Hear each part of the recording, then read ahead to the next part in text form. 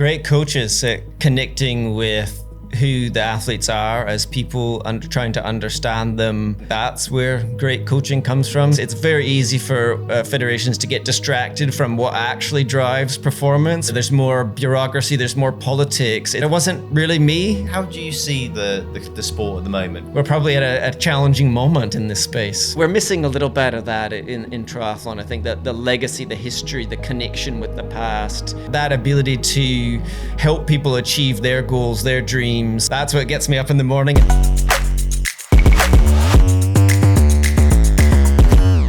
Joel Filliol, thank you so much for joining us for this face-to-face podcast and YouTube for Super League Triathlon. I think it's fair to say you must be very nearly the most successful short course triathlon coach of all time. I guess an easy or difficult kickoff question. What is it that makes a great coach?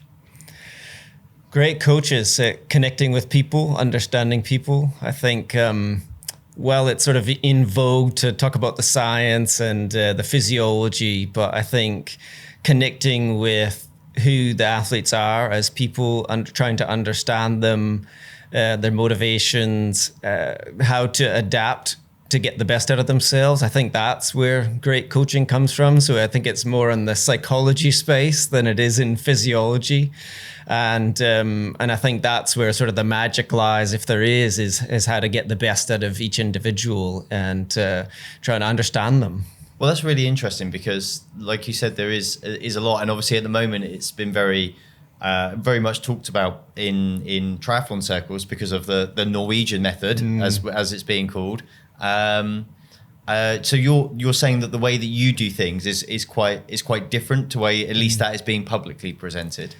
Certainly, I think that's where the success has come from. I mean, I have to say I've been had a lot of luck come my way and being in the right place at the right time with great athletes. It's them that's performing. It's not me. But the partnerships that we've had, I think, have been based on those relationships. And certainly that's what keeps me coaching. That when I think of my journey over the last 20 years and where I'm at now, it's because of those relationships. It's the thing that keeps me going. But even about the Norwegians, and this has been out there and it's been very interesting, and certainly I take a lot from what they do. But I recall even an interview with Olav recently when he talked about the relationship with them and the ups and downs that he goes through with the athletes. And I think that zeroed in on, he said the love of the athletes and the connection you have. I mean, that's where I think performance comes from at the top level. So your journey into this and into the sport, I mean, often great coaches are either former athletes or perhaps they're people who really wanted to be an athlete and didn't quite make it but wanted to be in the sport. What was your journey to get to where you are? Yeah, I started doing Kids of Steel triathlon in Canada when I was about 11, just a club triathlon that the Cornwall Cycle Club, where my dad was from, held. And I did the Kids of Steel National Championships and eventually did Junior World Champs for Canada. I wasn't a very good level, but I think at the time, happy that they had the opportunity for, as some countries narrow the focus and only the best or only medalists. Well, it wasn't that case when I was competing, so I was fortunate in that space. And even one of my early connections, Barry Shipley, who was commentating for a long time for World Triathlon, was one of my first coaches, and he had a project called the Vision Team, which was an advanced kids development project, and that was my introduction to sort of high performance. And I remember even at the time getting an opportunity to train with Simon Whitfield, but this was before he won gold in Sydney. So we had a great environment in Canada at the time, learning, and that was my start. So I realized early on that I wasn't going to be an elite athlete, but I could have opportunities if I put myself in the right place. And in the after effects of Simon winning in Sydney, I got invited to come out to the National Training Centre in Victoria. So I moved across Canada, put all my stuff in a U-Haul and drove the long way from Toronto in Canada across to Victoria, and was an apprentice coach there. And that was really the start of proper coaching, real coaching, being on deck and seeing what Simon was doing, seeing his process, processes. We had Greg Bennett and Laura Reback at the time who were training there, and a bunch of other athletes. Victoria was a hub at the time. We had Craig Walton, we had Hamish Carter come through, so fantastic learning opportunity for me, and that was the springboard for me after that. Yeah, and I mean, you it's interesting because you obviously went in, and perhaps we should talk about this now, but you've obviously worked for, I think, four national federations now. Mm-hmm. How varied have those experiences been across the different federations you've worked for? Really different. You're right. I started with Triathlon Canada. So after Athens, I had the opportunity to work with Simon as a personal coach. And then that evolved, as it often does in federations, to become the national coach for Canada into Beijing. But it was really a kind of a shoestring kind of operation comparatively from what we'd come from. And we had great success there in Beijing with Simon's silver medal. And then I had the opportunity to move over to the UK, to British Triathlon. And I had thought at the time, they've got so much more money, so much more resources than we did in Canada. I thought, we're not going to have any problems. But in fact, it was just a different set of circumstances that looked very similar. Everything was ring fenced. There was a lot of restrictions in terms of what we could do. So it wasn't the utopia that I sort of had imagined. And in fact, that's the experience I've had across different countries. There's similar versions of the same problems, and probably as the sport has grown as an Olympic sport, and there's more funding, there's more strings attached, there's more bureaucracy, there's more politics. It's very easy for federations to get distracted from what actually drives performance, which is athletes and coaches in a training environment, well supported. Keeping that simple, that's where performance comes from. But it's so easy to get distracted, and things become more complicated than it needs to be. More hoops to jump through, different things that are not really about performance. And I've tried to hone in that over time, but certainly with Canada, GB, Italy, and then Australia, they have different versions of the same problems, and those are really universal. And I found that in my squad coaching, working with athletes from all different countries, maybe a dozen different countries over the last decade of the JFT squad. There's all kinds of similar challenges, and I don't think there's any one organization that's got it down. I think there are pockets of excellence, and probably that's what we've tried to do with the independent squad is really create some distance from that, where our only focus is on performance, and we try to keep it simple. We try to focus on what we can control, but indeed these athletes are coming from all different environments, and there's not a perfect one out there. What are the problems that you've identified then? What are these similar problems that you think, if you can hone in on them, and are they holding back athletes from reaching their absolute peak? I mean, ultimately, it comes back to the right athlete with the right coach in the right environment, which sounds simple, but is actually hard to execute on. And I think that's where squads like mine have become sort of more popular as an option, that delivering something that individual countries struggle to do or can't do. By nature, we would be limited in the number of athletes from any one country, and when we've had more than one, it's sometimes created some friction. So we do have that advantage, I suppose, is you can be the only French athlete or the only US athlete, and that gives some priority. But I think where it comes back to where we started is the complexification of sport over time. The feeling that you've got to do things in a certain way, that's often how internally countries sort of look at things. There's like a checklist of things we must do. We must have psych, we must have S&C, we must have nutritionist, and whether or not those people are the right people, it's who's available. And so it's this institutionalization of Olympic sport, which has created this sort of heaviness to your daily environment. And often I've found, it almost become a burden to performance. There's too many people involved, too many different opinions, too many different ideas. And when I think of where we've got things right or wrong is making the decisions on the daily basis, and you need to be really embedded in the environment, and ultimately that's the athlete and coach, or maybe when we had a physio that was embedded, that was our core team, and that worked, and we could really communicate, share information in a tight, efficient way. And the bigger these organizations get, the harder it is to do that, and it's very easily lost. there's an interesting dynamic here, because the way you talk about how a federation's set up in terms of delivering high performance and an individual squad is obviously very different. There's an interesting dynamic you've already explained there. What it makes me confused as to how you've been kind of doing both. You've been working for a federation whilst also running this incredibly successful squad, and yet they sort of feel diametrically opposed in some way from the principles you're talking about. So how have you found that, and how have you balanced that, and what has motivated you to want to try and do both at the same time? Yeah, you're right. It's an interesting point, and I suppose the squad, the JFT crew squad, has primarily operated independently of when I've been involved in a federation. So when I was involved in Italy, or more recently Australia, and it's now grown to the point where it's self-sustaining. We've got good support.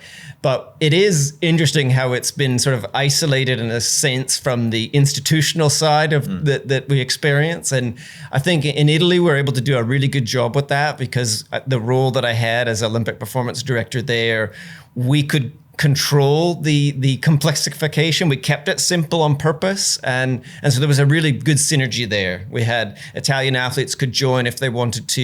If they didn't, that was fine, but there was a synergy.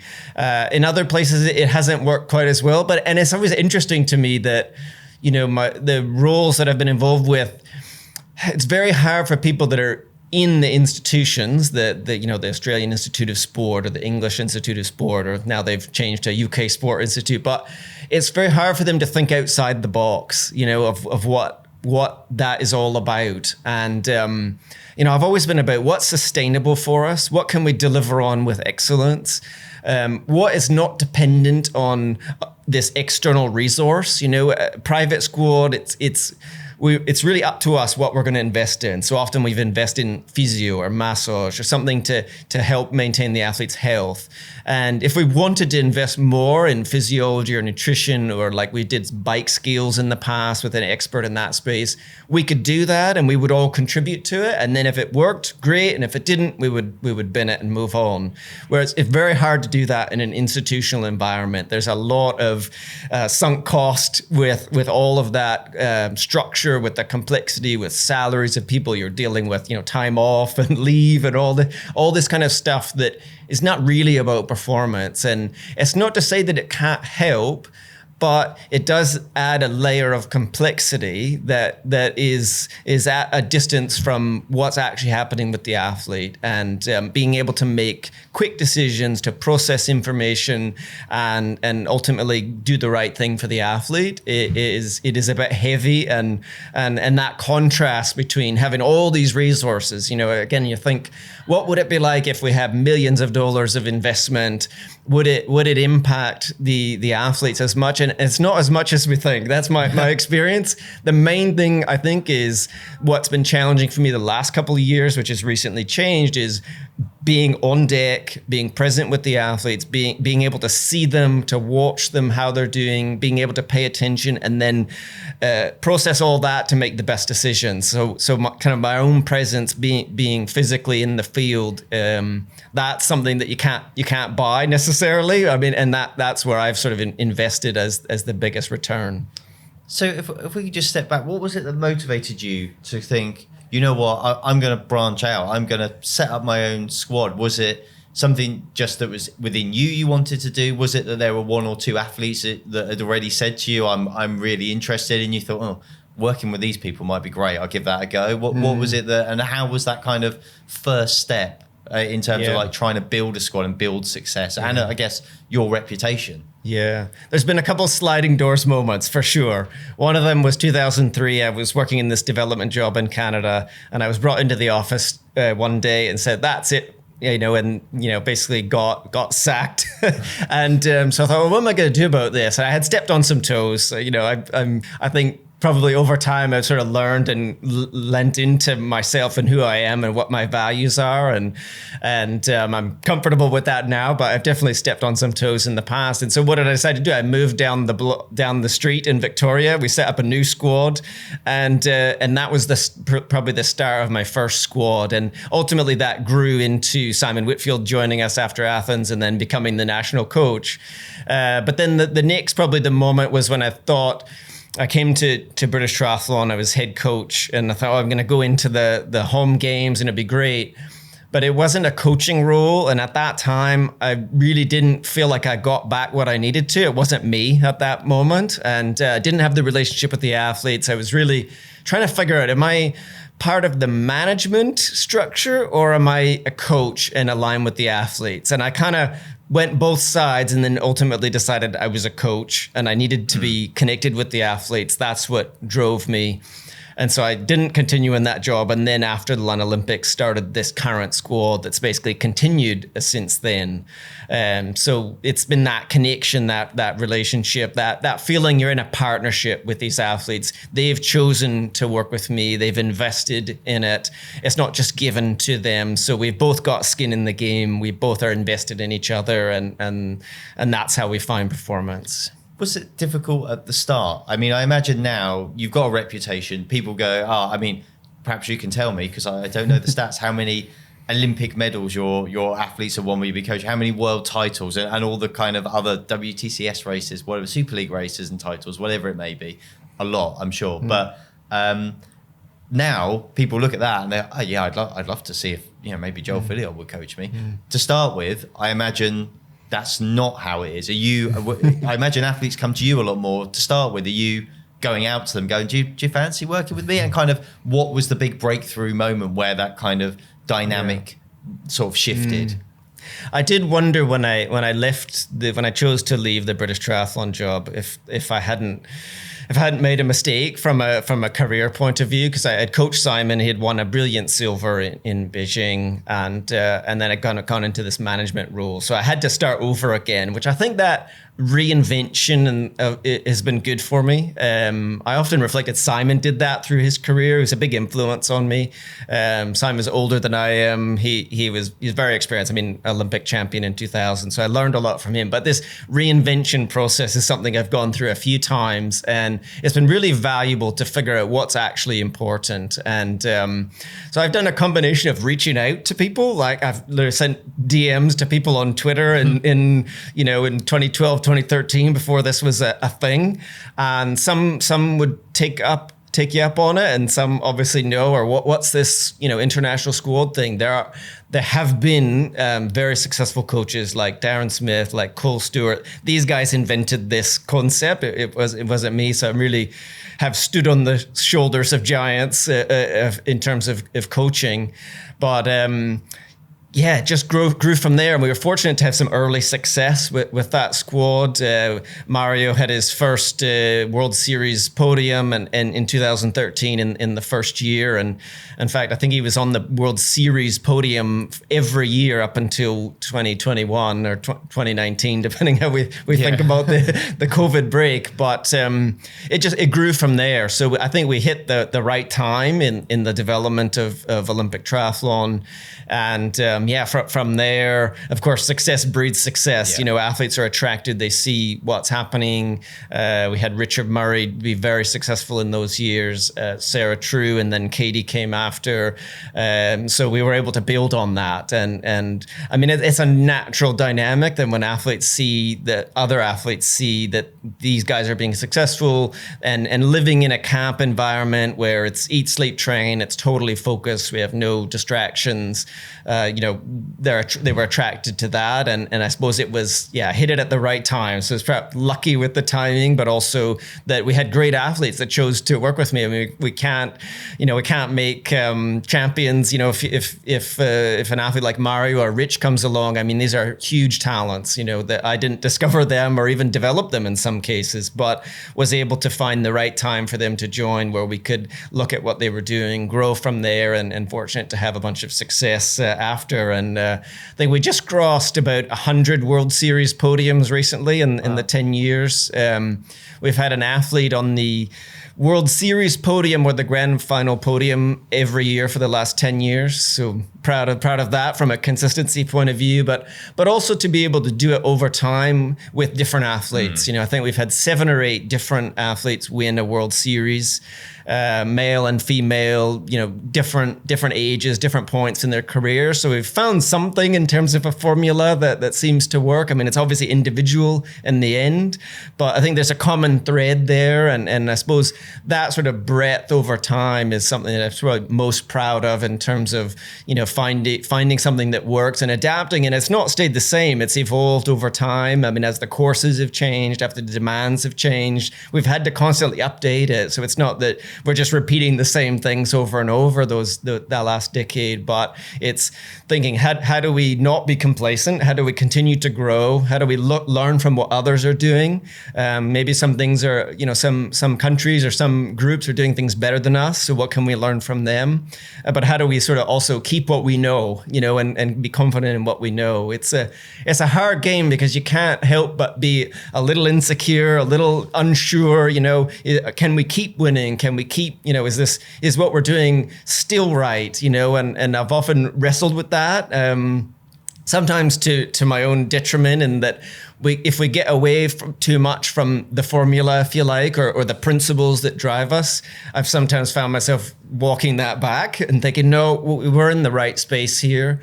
And even now in this era of, really fast running and sort of the super shoe era, I might say, where, not everyone reacts the same to these carbon shoes. It's sort of leveled the playing field in one respect, but there's some responders, and in general, the running is faster than it used to be. And so I think, how do we adapt to that? What do we need to do something different? And so that's a constant process.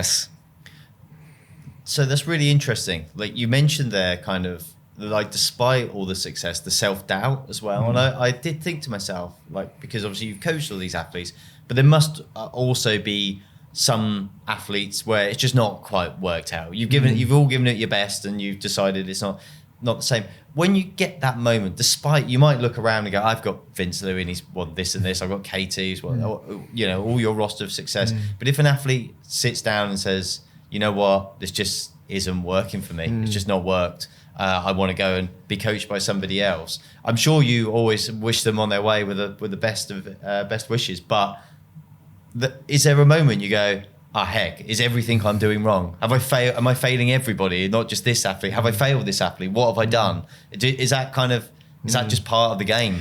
It's part of it. I mean, you have to be invested and emotionally invested in people in order to get the most out of each other. And it hurts when that ends. And one of the early lessons is every athlete moves on. It's the rarity is as an athlete and coach that stick through their whole career. So you know that's coming. Even after the success with Simon in Beijing, I mean, ultimately at the end of that year, he knew he had to do something different, and I wasn't going to be part of that. So fair enough. I mean, that's what athletes have to do. I mean, you'd like to think that as a coach, you can also reinvent the process. And if somebody is stalled out or plateaued, that, you've got the tools to do something different. However, those relationships, I mean, some of them break down because of different reasons, stress, or, the results haven't come and we've run out of patience. And other times they just run their course, and I mean, part of high performance is change. That's a natural part of the process. I mean, that's often what I am, is a change agent. Someone's come to me because they need to make a change. And equally, with me, they may also feel like that and need to move on and do something different. And I guess, is that because if you feel like you're achieving or you're a champion, you don't change your setup. You change your setup and you just say, I want to come and be coached by somebody else because you feel like things aren't going right. Often I think athletes wait too long to change. Often they know they need to change, but it's hard. I mean, it's hard. It can be, for a squad like ours, it can mean relocating. It can mean living in a different country. It can mean a lot more organization. It can mean more complicated to resource themselves. Federations these days like to control as much as they can. And if an athlete chooses to lose that leave that setup, they may need to self-fund that. And so that also is a limitation. But often, in my experience, they wait too long, and in order to realize that they need to do something different. But ultimately, that's part of the process too. And I mean, we tried to manage that on both sides. Thinking myself that we don't become complacent, but equally accepting of others when they're ready to make a change. How much pressure is on some of these athletes to remain in these federation setups and not branch out, even if they kind of know deep down that they should? It's different. The ones that have invested in this institutional model and invested in coaches and high performance environments, that there is a lot of pressure. They have to justify the investment in a sense, and they want to. I mean, it's not a bad thing. That's what their approach is to manage as much as they can internally in order to leverage the institutional model. You have to have athletes present in front of you so you can make an impact on their performance. So if they're gone, if they're away in another country, you can't.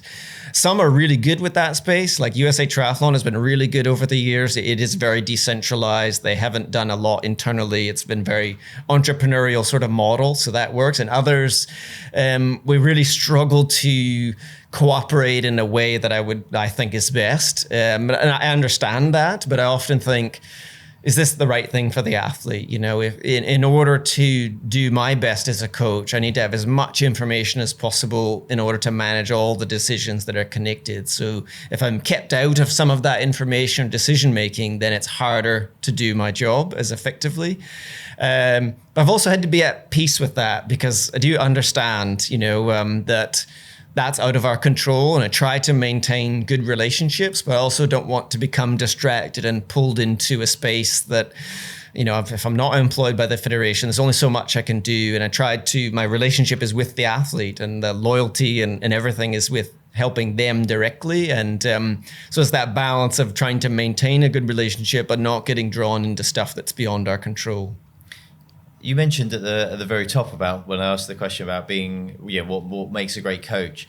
It's sort of part coach and it's part counselor, life mentor, or whatever. I guess, is it just whatever the athletes need? And is it sometimes hard to give, because I imagine the needs of every individual athlete are immensely different. Some, I imagine, they just want to be coached, and they're quite robust. And there are others who perhaps need a lot more emotional support, perhaps.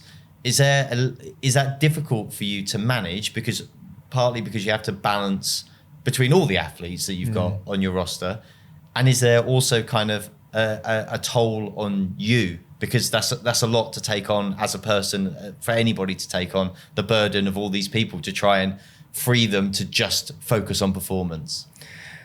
Definitely. It has a high emotional cost for sure. And I mean, a lot of coaches suffer through periods of burnout at various times. I know I definitely have several times.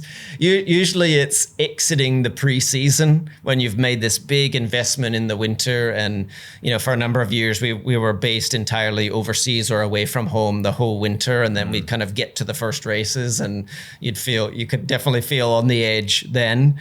But I mean, that's part of the job. And I suppose that, it's riding the ups and downs with the athletes, but, there is a sort of a risk of focusing on the ones that aren't performing. And if you only have so much bandwidth on any given day, but that's sort of what I end up focused on is like, they have the expression that is rarely a good day in coaching at events, because as much as somebody may have done really well, there's always somebody that didn't quite hit it, and then you're focused on them.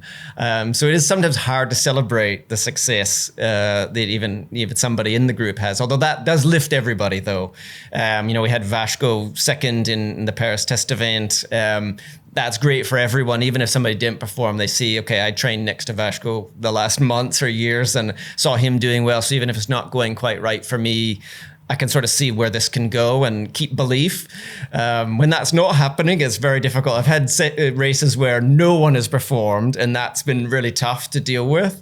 And especially with these kind of athletes, they're so good, they're so talented that the margins of success get smaller and smaller. There's definitely a period where if somebody, wasn't on the podium, if we went to a World Series race and didn't have at least one podium, that was not so good.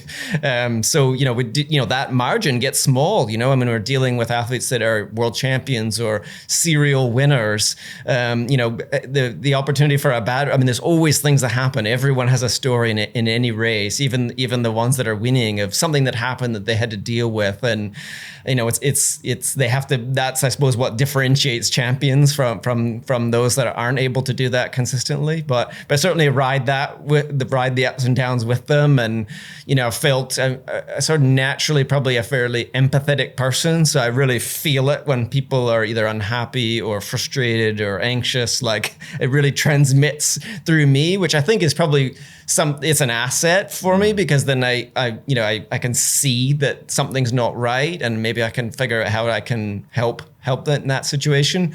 But it also has a big cost too. And I mean, I've had many, many sleepless nights, if an athlete has got an injury or niggle, like, it really affects me. And, you feel it. It's real skin in the game with these guys, even though, okay, it's triathlon. It's, it's not life and death. But at the same time, we're invested in this together. And if an athlete, has an injury, has a problem, I feel it and it affects me, and, want to solve it, but it's also, I can't control it directly. So, but I think it's necessary. I think if you're too cold or too distant from it, I think it's harder to have that same connection. I mean, you have to care about these people, the process, you have to care about the performance. And, I think that's where the top performances come from is again, those kind of connections. How do you stop a squad? Like, you talk about your squad, it sounds very united. I'm fascinated by how you stop it from fracturing, because ultimately, surely, when the push comes to shove on that race day, the success of those athletes and what's going to define their careers is beating some of those people that are also their squad mates. And how difficult is it for you also to kind of step away, because and kind of almost, you want everybody to do well, but there's only going to be one winner. There's going to be people who are going to win, people who are going to lose, people who are going to feel good about their performance, people who are going to feel bad. And you have to kind of detach yourself, because otherwise, I guess you just be accused of favoritism of some of your athletes by some of your other athletes.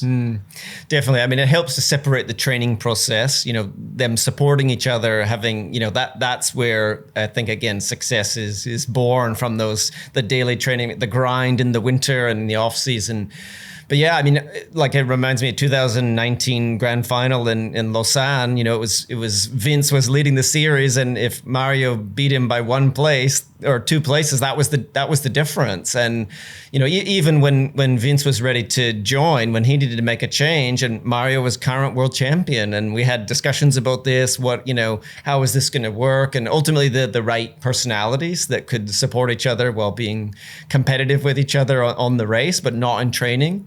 Because we don't want the athletes to destroy themselves in training. I think that's one of the biggest errors to try to avoid is, we've got all these top athletes together. What is the training environment like? But where our value is self-control, it's discipline, it's pace management and control. So we don't use them to beat up on each other in training. They're not being successful because they've pushed each other to the highest levels in training. It's much more about supporting the daily process and being there, being part of the structure. On any given day, somebody's having a good day, somebody's having a bad day in training. And some days you just want to follow. You don't want to be the leader. And that's also valuable. I mean, for somebody like Mario over his career, to be able to not be the leader saves energy. When he always has to be the leader, or maybe Vince now has been more the leader, and it costs energy. So having a group where that can balance out, where you don't have to make all the decisions, helps. But on the field, of course, we want them to use their best strategies, and often our strategies are not the same.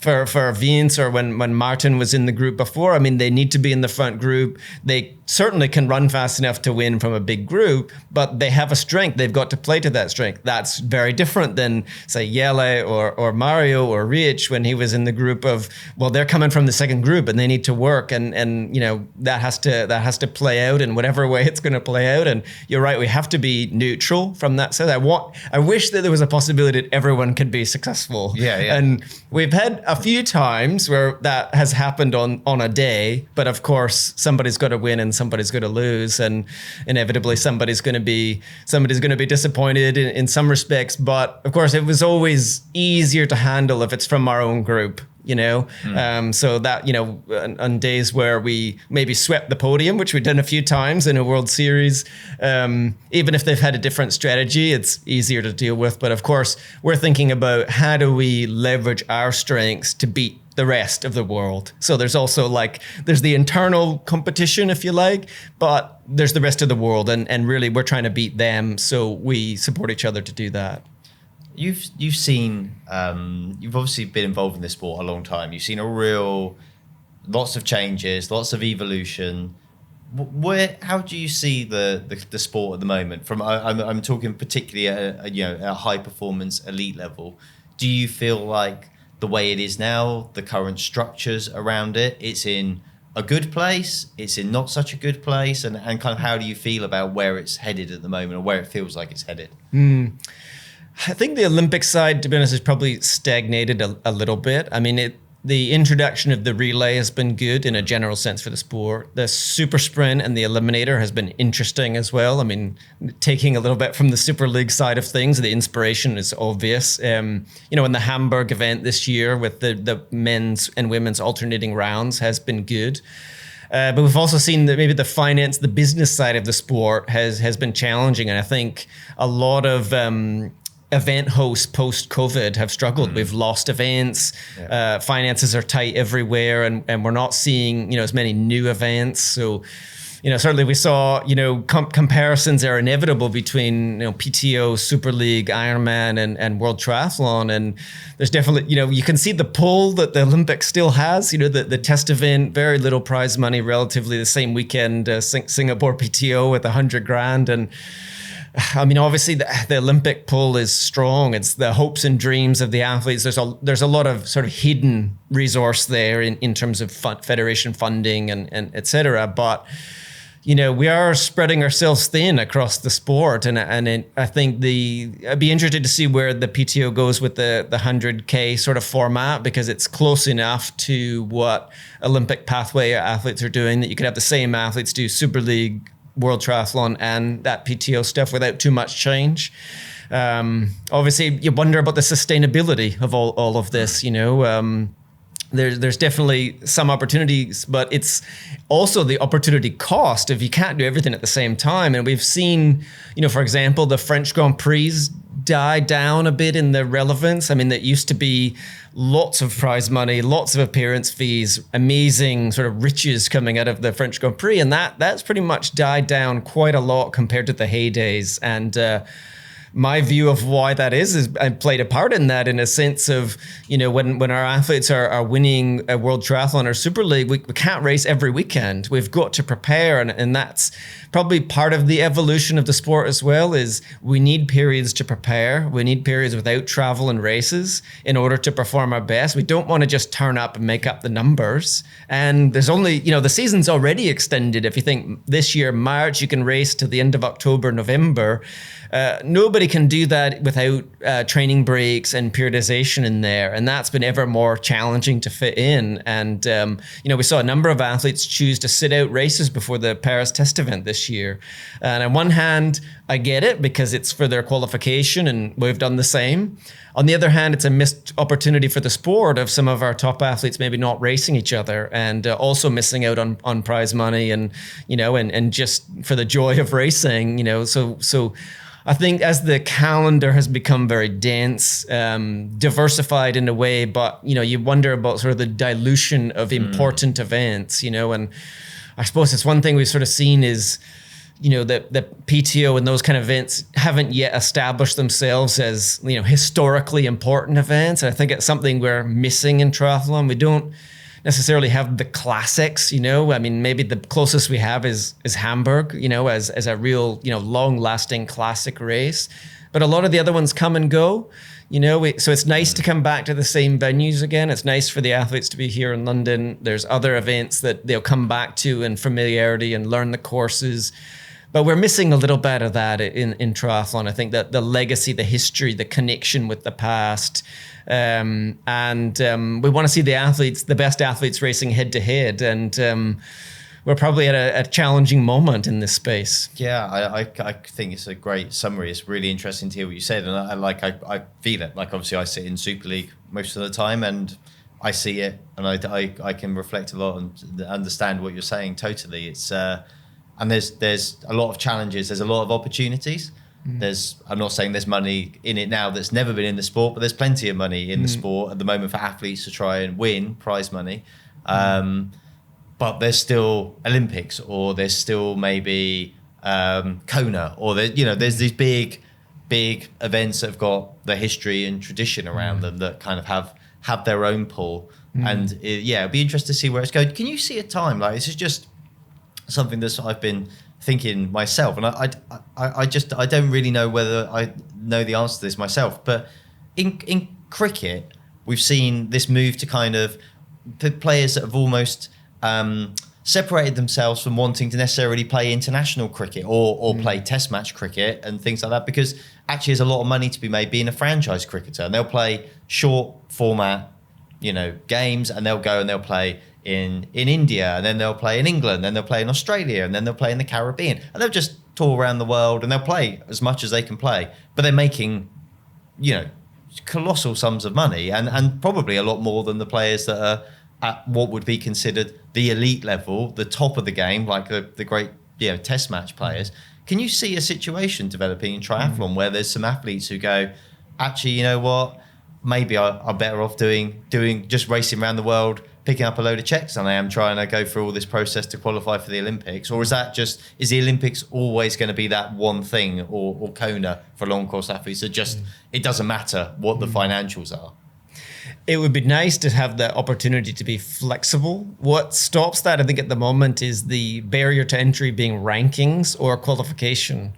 So you have to navigate that. I mean, even now we've had discussions about athletes wanting to get into 70.3 worlds next year. What do they have to do now? And, these kind of barriers. And often that's what stops them, from the great sort of transition of Olympic pathway athletes to long distance has been primarily slowed down by the barriers to entry. And I don't know how to necessarily solve that, but looking at what the PTO and World Triathlon have put forward, if there's only 16 athletes and 4 wildcards, you've got to commit enough to that series to get starts, but that's going to limit who will take the chance to do it. And it's the same in maybe Ironman at the moment.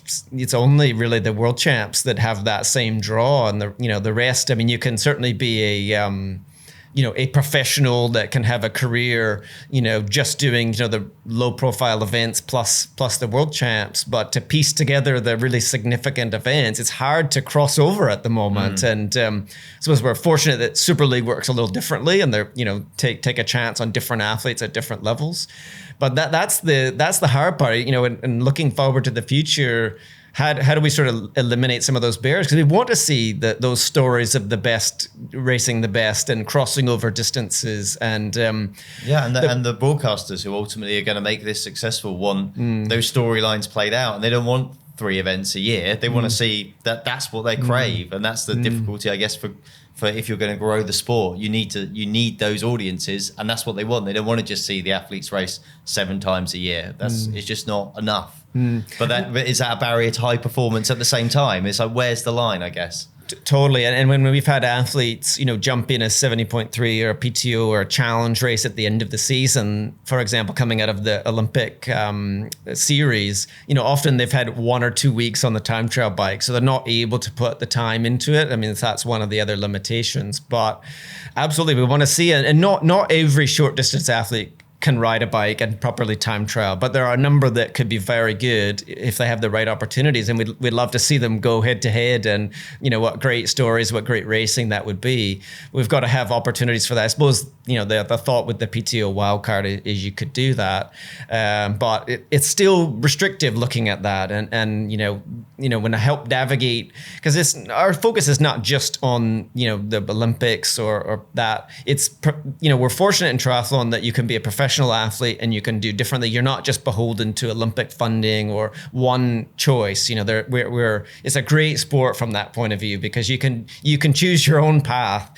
But yeah, we want to see them have those opportunities. So, you know, it could have advised athletes, so maybe you ought to give these 100K distances a choice, or commit to the Super League, the whole series, or, you know, there are different options for different athletes. So we're fortunate in that sense. But yeah, we want to see the best race head to head. Well, look, Joel, it's been a fascinating chat. I've taken up plenty of your time already, but I do want to just have one more question that's just been burning in the back of my mind. Well, I've heard you talk about your journey. You're obviously passionate, and that might just be the answer to this final question. But I kind of think with the success you've had, the different athletes you've had that have come and gone, and you know, you could probably quite comfortably go and sit behind a desk now and do like a job like perhaps like the job you described at British Triathlon. I guess you could almost pick your place at the right moment in time. But what is it that motivates you to still want to do this, to invest so much every day in, day out into doing this, like as you called it, the grind? Because it sounds like it's not just a grind for the athletes, but it has to be by necessity the grind for you. What is it that keeps you wanting to do that? Ultimately, it's the relationships with the athletes and working with special people who have the opportunity to be the best in the world at something. And in this case, triathlon, you know, that's what drives me, and that we've chosen to work together. We have this partnership. And I've certainly asked myself a lot of times, boy, I would have an easier life if I could just do this desk job. And a couple of times I've walked away from those jobs, which were relatively well paid, relatively easy life, not too much skin in the game. You know, you don't ride the ups and downs the same as you are when you're with the athletes on the cool face. And well, if I was a normal person, that's what I would do. And certainly, you know, leaving the contract in Australia recently, it was the same. I mean, this job I could do for years, but it wasn't really me. And I suppose I've had to sort of accept that. And, you know, it's maybe difficult for my family, and, you know, how do I figure this out? But that's what drives me. I would much rather be with the athletes, trying to figure it out together. You know, the puzzle, like what do we need to do to help them get the most out of themselves? And as long as there's athletes willing to work with me on that, then I'm good to go. That's what keeps me going. And, you know, I'm grateful that the athletes have chosen me to work with them, and hopefully that continues in the future. I think I've done, you know, enough that you would think they'd be more motivated. I'm sure there will be, and there'll be different ones. You know, the next cycle into LA or beyond, there'll be different people, and hope to make those same kind of connections with them. And that's what gets me up in the morning and wanting to do it. And whether it be, you know, on the road or in hotels or away from home, but that ability to help people achieve their goals, their dreams, and be a part of that process in the background, but part of that process, that's what drives me as a coach. Well, it's been a fascinating chat, and great to get to know you a bit better and understand a lot more about how you're operating your athletes. Joel, we wish you all the best, and your squad as well, for Paris and beyond. Thanks very much. Thank you.